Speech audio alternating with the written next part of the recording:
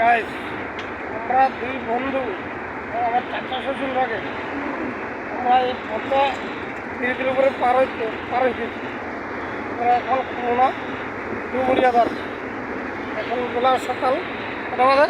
8টা 13। 8টা 13 এই ব্রিজ পার হইতেছি। যদি আমাদেরকে বুঝিয়ার সন্ধানে থাকেন আমাদের সাথে লাইভে আসতে পারেন। এই যে আমরা এখানে ব্রিজ পার হইতেছি।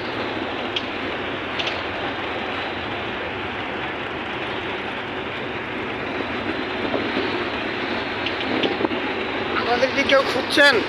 আমরা দুই বন্ধু মিলে যাইতেছি খুলনা ডুমুরিয়া সুন্দরবন গাড়িতে আছি।